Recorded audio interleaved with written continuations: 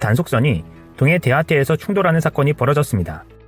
그런데 황금어장이라고도 불리는 대화태에서 북한과 일본의 충돌은 이번이 처음이 아닙니다. 지난 8월 23일에도 있었습니다. 당시에는 중무장한 북한 어선이 일본 순시선을 몰아냈다고 북한이 외무성을 통해 발표한 바 있습니다. 하지만 얼마 지나지 않은 지금 같은 장소에서 또다시 충돌한 것이었습니다. 이 대화태는 한일 공동 규제 수역으로 알려져 있지만 북한이 권리를 주장할 근거도 있습니다. 북한에서도 200캐리 내에 위치한 곳이라 북한 이의지 아니라고 주장할 수 있는 것입니다. 지난 2일 북한이 발사한 SLBM이 떨어진 곳도 바로 이곳입니다. 이때도 북한은 일본의 주장과는 다르게 우리 이의지에 쐈다고 주장했었습니다. 이는 무엇을 의미하는 것일까요? 일본 아베의 우경화 전략으로 전쟁 가능한 국가를 만들겠다는 의지에 북한이 한 발 끼어든 모양새입니다. 또한 독도망언을 줄기차게 이야기하고 있는 일본에 대해 행동으로 보여주려는 상황입니다. 수산물을 좋아하는 일본이 방사능 걱정 없이 조업할 수 있었던 대화태 인근에 북한이 이의지를 주장함으로써 영해분쟁을 걱정하지 않을 수밖에 없는 상황이 된 것입니다. 더군다나 아베는 최근 조건 없이 북일 정상회담을 하자고 제안하는 상황이라 더욱 난감한 상황에 빠졌습니다. 그래서일까요?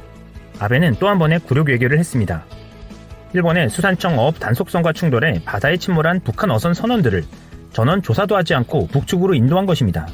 일본의 이의지에서 조업했다며 북한 어선을 단속했는데 아무 조사도 하지 않는다는 것 자체가 이상합니다.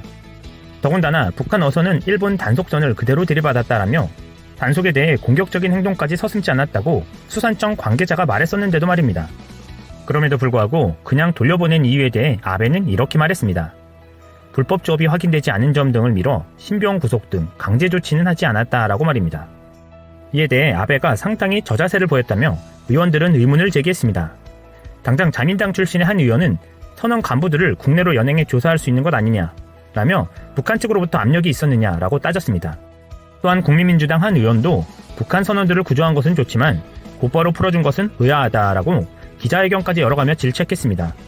아베의 이 같은 해명은 한일 관계를 복원할 계기를 한국이 만들어야 한다라며 강경 발언을 이어갔던 것과는 대조되는 행보입니다.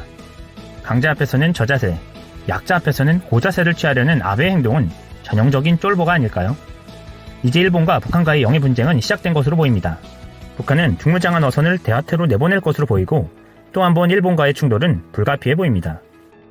아베는 북한을 통해 역지사지의 기분을 느끼게 될까요? 일촉즉발의 대화태에 귀추가 주목되고 있습니다. 독도는 일본 땅이라는 억지 주장을 했습니다.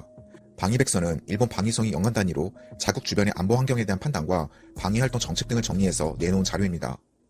그래서 이번 방위백서에서는 독도의 영토 문제가 여전히 미해결인 채 존재하고 있다고 말도 안 되는 주장을 하면서 일본 주변 해역과 공역의 감시태세를 설명하는 지도에 독도를 다케시마로 표시해서 일본 영토임을 계속 강조했습니다. 심지어 이번에는 처음으로 군사적 대응한다는 문구도 새롭게 포함시키면서 전투기 출격 가능성을 시사했습니다. 그런데 일본의 이런 어이없고 말도 안 되는 주장을 접한 북한 측에서는 일본 측에 속 시원한 팩트를 날려줬습니다. 북한 노동당 기간지 노동신문은 독도 강탈 흉심을 벌여야 한다는 제목의 기사에서 일본 반동들이 독도를 마치 남에게 빼앗긴 것처럼 왜곡 선전하면서 제 것이라고 생떼를 쓰고 있는 것은 날강도 행위의 극치가 아닐 수 없다. 아베 패당은 독도는 고유한 일본 영토라고 항의하는 추태를 부렸다. 우리 민족은 날로 악랄해지는 일본 반동들을 추호도 용납하지 않을 것이며 제치멸에 들떠 이성을 잃고 덤비는 도발자들을 단호히 징벌할 것이다. 더욱이 문제로 되는 것은 일본 반동들이 단순히 독도만 겨냥한 게 아니라 조선 반도와 아시아에 대한 재침의 전주곡이라는 사실이다. 이렇게 전하면서 북한에서는 일본의 독도 영유권 주장을 전쟁 야심으로 간주했습니다.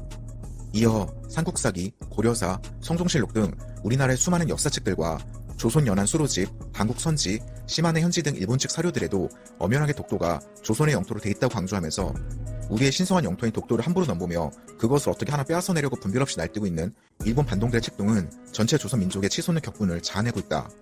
독도는 어제도 오늘도 내일도 조선민족의 신성한 영토로서 그 누구도 침해할 수 없고 국제적으로 비난과 고리만 초래하는 자멸행위다. 이렇게 전하면서 일본을 맹비난했습니다. 심지어 일본은 방위백서뿐만 아니라 도쿄올림픽 조직위원회 공식 사이트에서도 독도를 일본 영토처럼 표기한 지도를 게재했습니다. 이에 북한 노동신문은 세계 각국 체육인들이 참가하고 관광객도 많은 올림픽에서 일본이 독도 강탈 책동에 나선 것은 국제사회에 독도와 조선 동해를 빼앗긴 땅, 빼앗긴 영해로 인식시켜 저들을 피해자로 둔갑시키려는 목적이다. 이 지역을 분쟁지역으로 만들고 일제의 과거 범죄를 재현하는 데 목적이 있는 것이라고 하면서 일본을 거세게 비난했습니다. 이 사진이 도쿄올림픽 홈페이지에 올라온 안내 지도인데 시마네현 오키제도 북쪽에 독도의 위치를 표시한 것으로 추정되는 작은 점이 찍혀 있습니다. 그런데 원래 이곳은 일본의 섬이라고 할 수 있는 곳이 아닙니다. 그래서 일본은 방위백서에서도 전 세계인이 참가하는 올림픽 지도에서도 독도를 일본 땅이라고 표기한 겁니다. 결국 북한에서는 독도는 일본 땅이라는 말도 안 되는 주장에 분노하며 일본을 맹렬히 미국의 유럽연합 탈퇴와 이란 핵 문제, 그리고 미중무역 전쟁까지 전 세계의 다양한 문제들이 얽히고 있는 와중에 세계 7개국 정상들이 프랑스에서 모여 G7 정상회담을 가졌습니다. 그 후 트럼프 대통령과 아베 총리는 따로 만나 양자회담을 가졌는데요. 이때 무역과 관세, 그리고 농업시장에 대해 이야기했고 그중 북한 문제에 대해서는 일본과 미국이 큰 의견 차이를 보였다고 알려졌습니다. 즉 트럼프 대통령은 아베 총리에게 북한의 단거리 미사일 발사가 어떤 합의도 위반하지 않았다고 밝힌 것인데요. 이는 지난달부터 지금까지 모든 북한의 미사일 발사가 일반적인 단거리 미사일이라고 일축했던 주장과 동일합니다. 하지만 아베 총리는 북한의 미사일 발사는 유엔 결의 위반이라고 규정하면서 트럼프 대통령의 의견에 정면으로 반박했습니다. 이러한 시각 차이는 양자회담이 끝난 후 기자와의 인터뷰에서 더 크게 드러나는데요. 일단 그 상황이 어떻게 전개되었는지 짚고 넘어가겠습니다. 한 기자가 트럼프 대통령에게 북한의 단거리 미사일 발사에 대한 질문을 하자 자신은 이에 대해서 기쁘지는 않지만 북한이 합의를 위반한 것은 아니라며 김정은 위원장이 결국은 옳은 일을 하리라고 믿는다고 밝혔습니다. 또한 북한은 핵실험은 하지 않았고 지금까지 북한이 쏜 미사일은 다른 국가들도 많이 발사하는 아주 기본적인 미사일이라며 이는 아베 신조의 것이라고 덧붙였습니다. 즉 단거리 미사일은 미국이 아닌 일본 영토를 위협하는 것이기 때문에 크게 의미를 두지 않은 모습을 보인 것인데요. 트럼프 대통령이 이러한 모습을 보이자 아베 총리는 북한의 단거리 미사일 발사가 유엔 안보리 결의안 위반이라고 생각한다며 자신들의 입장은 분명하다고 강조했습니다. 그러자 트럼프 대통령은 아베 총리가 이렇게 느끼는 것에 대해서 이해할 수는 있지만 그가 이를 크게 위험하다고 생각하지 않을 것이라고 믿는다고 말했습니다. 이렇게 트럼프 대통령과 아베 총리가 입장이 다른 모습을 보이자 한 기자가 아베 총리에게 트럼프 대통령이 당신의 입장에 따라오기를 기대하냐고 묻는데요. 이에 아베 총리는 트럼프 대통령과 자신은 북한에 관한 한 항상 합심하고 있다는 점을 분명히 하고 싶다며 자신은 항상 미국과 북한의 프로세스를 100% 전적으로 지지한다고 대답합니다. 하지만 한 기자는 아베 총리에게 미안하지만 트럼프 대통령은 단거리 미사일 발사가 유엔 결의안 위반이라고 생각하지 않는 것 아니냐고 질문을 이어갔습니다.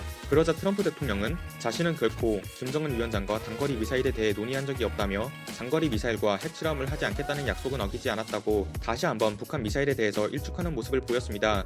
이렇게 일본과 미국이 북한의 입장 차이가 다를 수밖에 없는 이유는 자국의 정치 영향이 매우 크기 때문인데요. 일단 트럼프 대통령 입장에서는 재선에 성공하기 위해서 북한의 핵만큼은 어떻게든 해결해야 하는 문제에 놓여 있습니다. 왜냐하면 본인이 해결사임을 자처했을 뿐더러 심지어 자신이 북한과 대화의 문을 열었다며 본인이 노벨 평화상을 받아야 한다고 공석에서 여러 번 강조했기 때문입니다. 한편 일본 입장에서는 지지율을 끌어올리기 위해서 항상 북한 위협자를 꺼냈습니다. 실제로 아베 신조가 총리가 되는데 결정적인 자산이 된 것은 북한 문제였는데요. 아베 총리는 북한의 일본인 납치 사건과 그 해결사 역할을 자신의 정치적 브랜드로 삼았고 일본 국민에게는 자국민의 안전 문제로 투쟁한 정치인 이미지로 각인된 것입니다. 또한 평창 동계올림픽을 앞두고는 한반도 유사시 대응책을 발표하는 등 한반도 위기론을 끝없이 부채질했던 것을 보면 일본 정권에게 북한은 언제나 지지율을 높이기 위한 특효약이었던 것입니다. 이상